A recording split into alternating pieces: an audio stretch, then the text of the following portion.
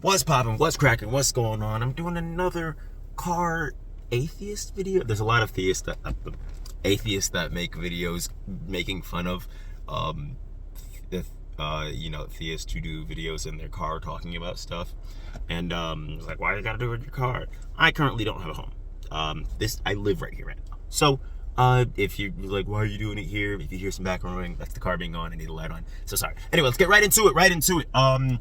Somebody seems to think that just because God created the devil, that didn't mean that it's his fault that the devil created sin.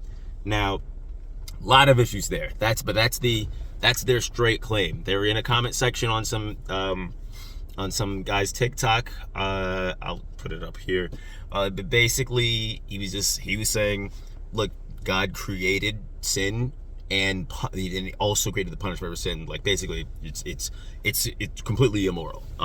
But you know how theists think about atheists calling things immoral.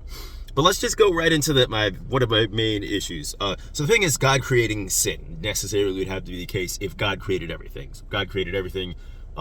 Even if he created the mechanism by which creating everything else, that would still be his fault. Like, when people try and remove fault, like the way they do the parent argument, like, is it your fault that your child committed some horrible crime?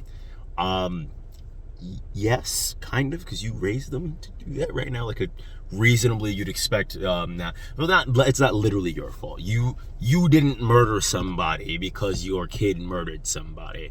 But even in our court systems, you are held culpable if they're still under your house and under your roof and whatnot. But the difference here is your parents are all knowing, all powerful beings that should have the potential to understand everything.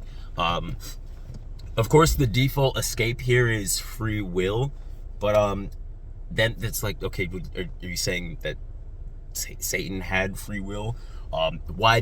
Free will doesn't necessarily mean the propensity to do evil, right?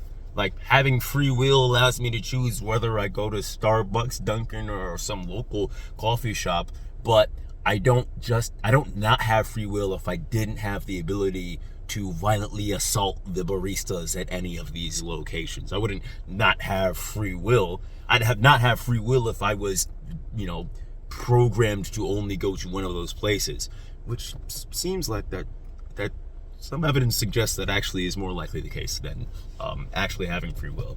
Like, the more and more we understand about brains, it doesn't seem to be the case that the randomness just happens and then you make a decision. Even the entire concept of free will, I don't think is internally consistent. I don't think it even makes sense, right? Like, what is free will? Is it free that let's just really quickly free will for me, just so we have to, as a premise. I'm like, my understanding is you make decisions based on the chemistry that happens in your brain from birth till now and the experiences you've had. All of these are inputs that create an output. If the inputs don't necessitate an output, then I suppose if you're able to, that doesn't seem to be the case. If all of my experiences it just seems to be that all your experiences lead you to do something. It doesn't.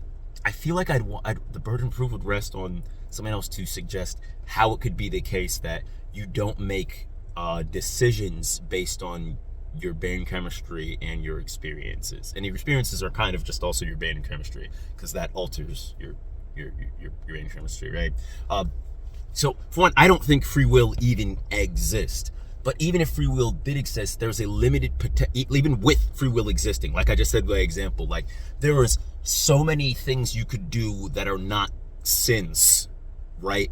There's so many non-sin things you could do. Why create a being with the ability to perform sin? And then if the being does perform said sins because of free will, which God gave it, you send them to suffer eternally for it, right? That doesn't really make sense if this is a good being. If God's supposed to be an evil tyrant overlord, yeah, sure, why not? He can do whatever if it's a little kid playing Sims, yeah, they're probably going to randomly kill people because they get bored, I suppose. But that's just not consistent. That's really all. I don't really need to dig too much into other. It's just like, it just seems like it seems just on the surface not to make sense. I know there's gonna be like at least 2 or 3 theists that comment in my like that I have the wrong understanding of free will, and for one, I just look to the scientific consensus on how psychologists, people are going to disagree with me because a lot of theists go to their specific niche of theocratic groups, and then they say, no, actually this paper says this, and this group's actually wrong, and scientists are confused about a bunch of things. Like there's a lot of misrepresentation of what needs to be the case. So I mean, whatever, sure. So you guys, it's condescending for me to say I know you will disagree. Like it seems a little hopeless sometimes talking about some of these things when it seems like the atheists are going to agree with me and theists are going to agree with me, and it doesn't seem to matter from, like, I know from their perspective they think I'm starting with the premise that I don't want God to exist, so how do I have to justify it? And that's what like, no matter what I tell them, they'll say that's the case. And no matter if I said that all of their logic doesn't make sense, there's so many other assumptions that they've accepted to accept that God exists that they'll assume that no, I'm being unreasonable because I'm not working off their same base assumptions. But what can you do? If you like what you saw, leave a like, do a subscribe, do a crime. Just kidding, don't do a crime, and I'm out.